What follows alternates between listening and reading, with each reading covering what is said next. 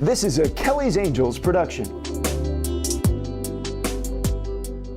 Hi everyone, I'm Mark Mulholland, and welcome to The Upbeat, a podcast about perseverance and hope from Kelly's Angels. This is a show for anyone who knows what it's like to face loss and adversity. It's all about getting through grief and rediscovering joy in life. Thank you for listening. The Upbeat is made possible by the generosity of our sponsors. This episode of The Upbeat is sponsored by the Boebert Family Fund, the Rachael Ray Foundation, and Mohawk Honda. We have a very special guest on The Upbeat today. She's a celebrity chef, author, businesswoman, host of a popular daytime talk show, and a very generous philanthropist. If you haven't guessed who I'm talking about, it's the one and only Rachael Ray. Rachael, thank you for joining me. I know there are so many demands on your time. I am happy to, and you know what? I am always here, literally. That's the thing about a pandemic, isn't it? So let's start right away. Let me tell you that this is an upbeat. It's called The Upbeat. It's a podcast about perseverance and hope. We searched for a way, our organization, Kelly's Angels, searched for a way during this pandemic to connect with people and to give them ideas for being able to persevere, not only through a pandemic, but through the loss of a sibling or a parent. I absolutely love the name and the title and the pursuit, and I am a believer.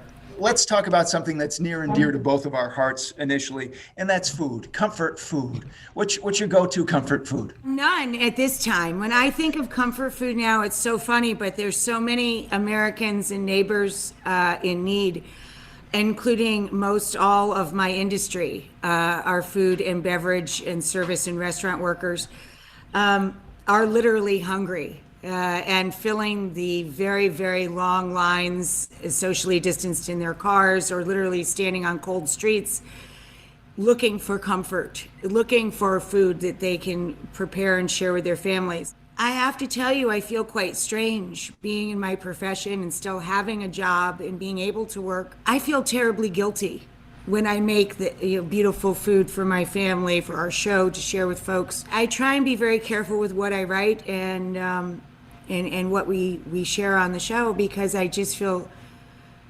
so mindful and heart heavy of those whose stomachs are empty and who are worried for their kids. It is just a very difficult time. So I think now any food that we have to share is comfort food. When we can, if you make your own homemade stock, if you know how to cook like an OG, if you know how to cook like an old school, like myself or my mom, or maybe you grew up in a big family, if you know how to stretch a buck and make your own stock and make your own soup or make your own breads and things, share with your community, give to your churches and your soup kitchens and your reach out centers, because there's more neighbors out there than you think that are ashamed to admit it, but they're so very hungry. Are you particularly empathetic toward restaurant and service employees now? And toward all of our frontline professionals, quite frankly. You know, there are so many folks out there who've been putting their lives on the line. And yes, these are some of the faces you now see on the food lines too. We have highlighted folks on our show for months and months now, since this fall, since the launch of this season. It has been our initiative. It's just myself and John in our house, as you know. It's just the two of us here. But we have all of our producers working from home, and we have said as a team, it is our number one goal to share stories of people in their communities. You know, it's wonderful to have on our celebrity folks. You know, we have Michael J. Fox, who's such a constant inspiration to me and one of my dear, dear friends. And Dennis Leary came on to talk not only about our frontline workers, but about the loss of our home to fire. Cameron Diaz, it was so beautiful and open. Like, we love to have celebrities, but what's important to me right now for our show, especially as we do it here from home, we just want to share hope with people. It is the number one goal of our television show, is to share hope. You said the goal of the show is hope. How do you personally remain so upbeat? The name of this podcast is The Upbeat, Rachel. How do you do it? I mean, for years, your sunny disposition, and you're smiling as I mentioned this now, people look to you as being sort of a ray of light, for lack of a better term. How do you do it? There must be times when you get down. I get up at 4:00 in the morning and I read people's letters. They write it almost like they're writing Santa Claus. Some of them just say Rachael Ray, the guest house in Lake Luzerne. And somehow the letter finds me. And I live about a football field's length away from my 86-year-old mom. She is here. She keeps your head on. She is a tough Sicilian, and she doesn't allow you to stray too far from home base, with your attitude or your gratitude or your grace. The things that my mother instilled in me, aside from a work ethic that is paramount in my life. But I spend about an hour and a half between 4:15. I sit down and I read what other folks are going through and what they get out of our show. And I thank them for taking the time to share with us. This one woman wrote me today. I answered, and she has PTSD. And the show's been keeping her company through this horrible fight. And people that have special needs kids that like the funny sound of my voice, and teachers that have been working from home, and folks that have lost their jobs, and folks celebrating finding a new job, although it's not their dream job, folks that have lost their homes, folks that have lost their dogs at 15, 16, 17. One person even wrote their dog lived to be 18.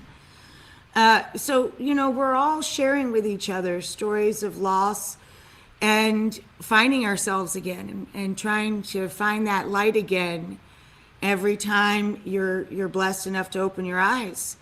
You have to figure out why that is, and what there is that day that you can be grateful for. You just mentioned a whole litany of things where people tell you the difficult things they're going through in life. How do you not take that on? How do you not internalize that? I do internalize it. That's the point. You have to feel each other's pain. I'm not afraid of pain. It helps you find the courage to go on. I just want to be an example of the importance of listening to each other, whether it's on paper or with our spoken voice, or in the actions that we put forth in this world every day of our lives. Of course, there's pain involved. That's just life. That's the beauty of it, is people trying to connect with each other in dark times.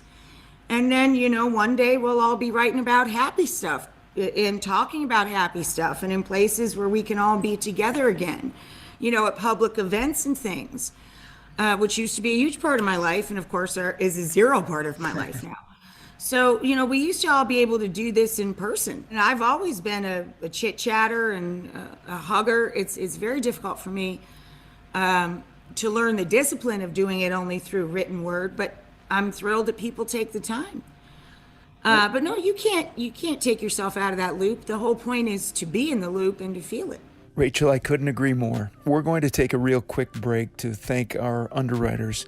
Their generosity, including yours, directly supports Kelly's Angels and our mission to help families in New York's capital region who are affected by cancer or other life-threatening conditions. Support for The Upbeat comes from the Rachael Ray Foundation, which works with causes near and dear to Rachel's heart. Learn more at rachaelrayfoundation.org. The Beaubert Family Fund, which supports charitable organizations that efficiently use the resources they have to make a disproportionate impact on the world around them. And Mohawk Honda, a family-owned car dealership serving New York's capital region. Beyond selling new and used Honda vehicles and providing high-quality auto service and parts, Mohawk Honda has an unwavering commitment to the community it serves. Learn more at mohawkhonda.com. If your business would like to be an underwriter and help Kelly's Angels, email us at theupbeatpod@gmail.com. Now let's get back to my dad's interview with Rachael Ray. What are you most looking forward to when this pandemic is over? You personally, you and John, what are you most looking forward to? Well, we miss our apartment, of course. Our other half of our life is New York City, and we haven't been there since March 11th of last year. I certainly miss takeout food. live music, delivery of everything, fluff and fold.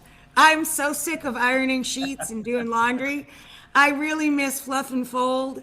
And I miss the luxuries that we take for granted, poor or well off in New York. We all have these little luxuries, no matter what neighborhood or borough you live in. Everybody's got a fluff and fold service. Everybody's got a deli on the corner that delivers. We certainly miss live music and Broadway and rock shows and the opera, and we miss the theater. You know, we're very grateful that we're here in the beautiful Adirondacks. This is my home since I was in second grade, and I've lived here all of my adult life too. We're blessed to still have jobs, you know, and be near mom, but we do miss those fun parts of being in a city, you know, and the subway and being able to go anywhere quickly, you know, and have a total change of environment. Restaurants, I mean, everywhere, here, there, everywhere. I mean, and we have a home, we have land we bought in Italy that we were in the middle of building on and renovating, which is a project we're doing with A&E. And we can't see our own home, and our passports burned with our house, so we don't even have a passport anymore. No.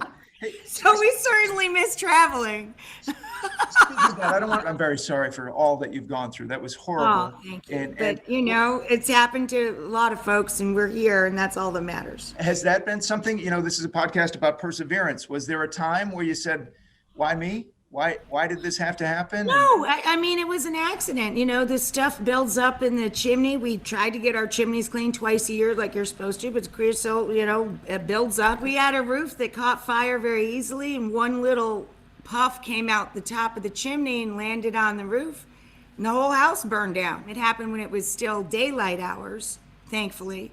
If it happened at nighttime, we'd be dead. So I'm just thrilled, you know, that we were alert and aware, and we had this little guest house, which looks big because I put a high roof on it, but it's really just one big room and one small bedroom. I came here in flip-flops and the clothes on my back, and my husband the same. He wasn't flip-flops. He had, like, I think, a boat shoe on. But literally, we walked over here down the road and across the street with our dog and our lives and literally the stuff on our back, and that was it. But you still feel fortunate. Oh my gosh, we had a roof. We had a place to go. When we look at so many families who lost their homes and their livelihoods in some cases in Washington, Northern California, Oregon, we just feel so blessed, you know, that we had a place to get to. We've all lived through the same type of experiences, the social unrest, the pandemic, all of these emotional and economic upheavals of this last year of 2020. What I think it's taught all of us is that there is no escape from suffering. There is no escape from bad days and bad times. And in the end, shouldn't that help you find more of your humanity, not less? Amen. Amen to that. Let's talk a little bit about your personal favorites of food. You said it's difficult to talk about comfort food when there are empty bellies. But what is there when you're feeling a little down? You and John, perhaps, is there what's the go-to?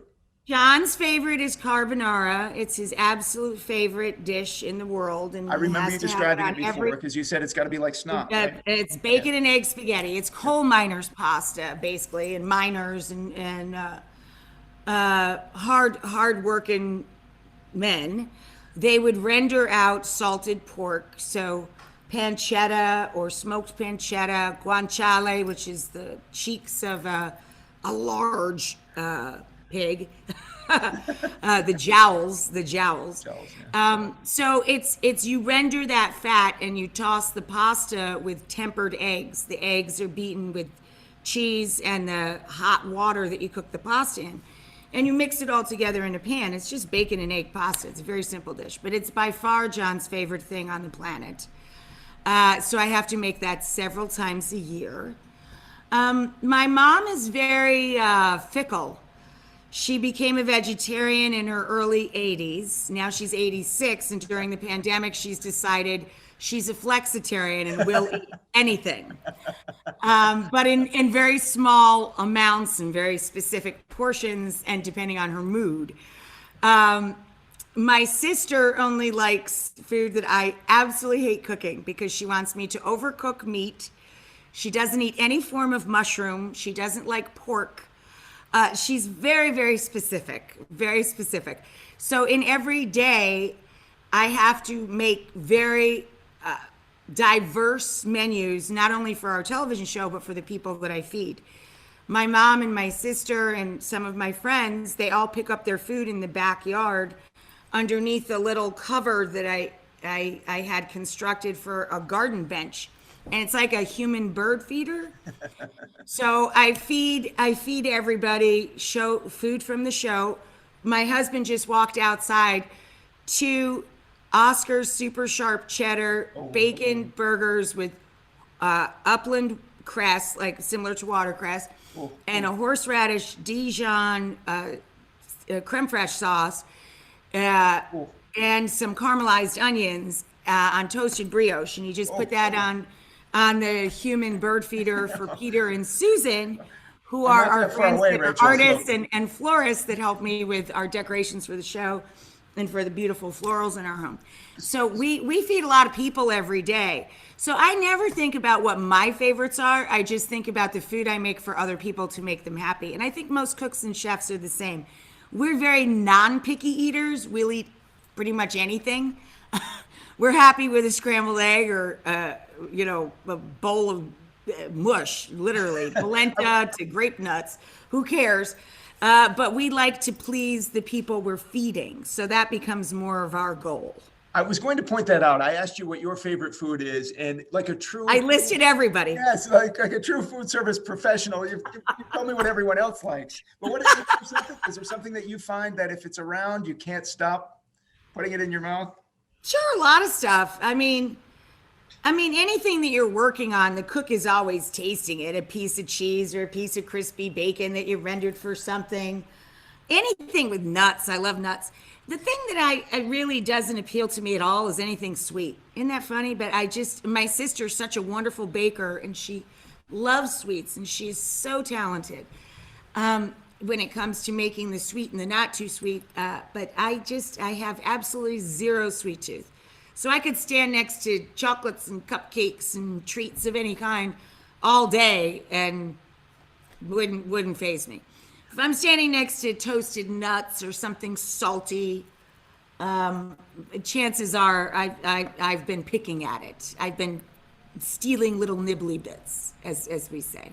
I have 2 final questions. I know your time is tight. One is, we've had an expert on the podcast, a doctor on the podcast, who offered advice to people who are struggling, telling them that they need to get involved in something, or they should try getting involved in something that is bigger than themselves. You have done that for years with all of your various foundations and all of your philanthropic pursuits. Have you found that is personally uplifting to you?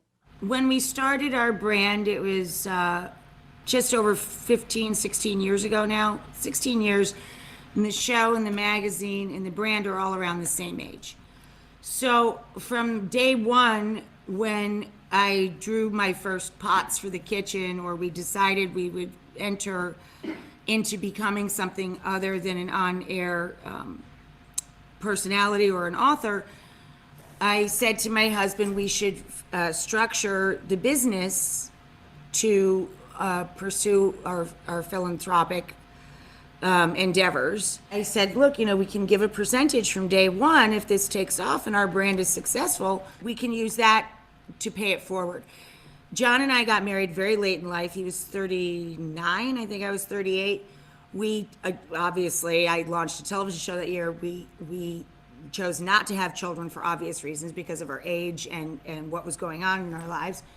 So it was important for our brand to support children, the next generation first, in improving their school food, providing food for those going hungry, and providing educational funds via scholarships through the National Restaurant Association to any kid who wanted to go into a food-related business.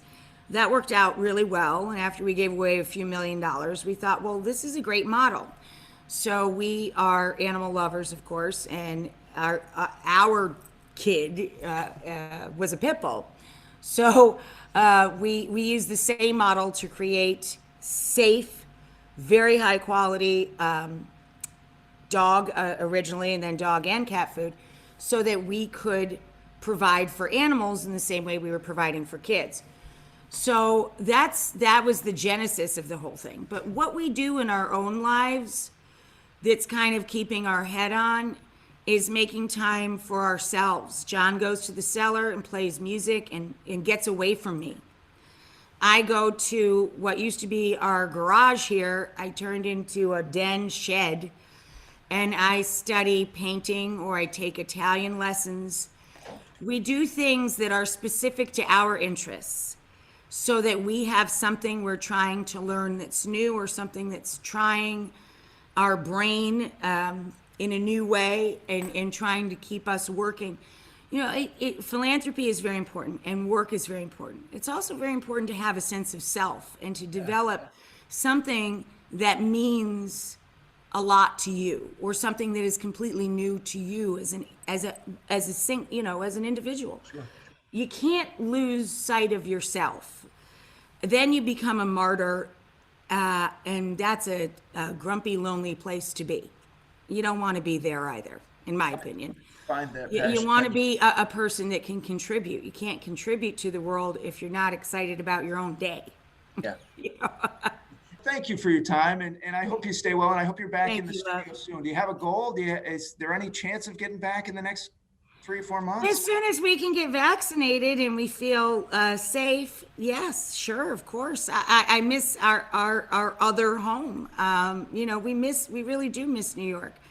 I miss getting my hair cut and having a facial, for goodness sake. I've never been a spa person, and I don't like massages, but I sure do miss somebody rubbing on my face. Thank you so much, Rachel. I appreciate it. Thank you, hon. Thank you, love. Perfect. Thank you. Be safe. Be well. Special thanks to Rachael Ray for being a guest on The Upbeat and for her support of Kelly's Angels. And thank you for listening. We'd love to hear from you. Please record a voice memo or a short video of your question, comment, or advice for staying upbeat and persevering.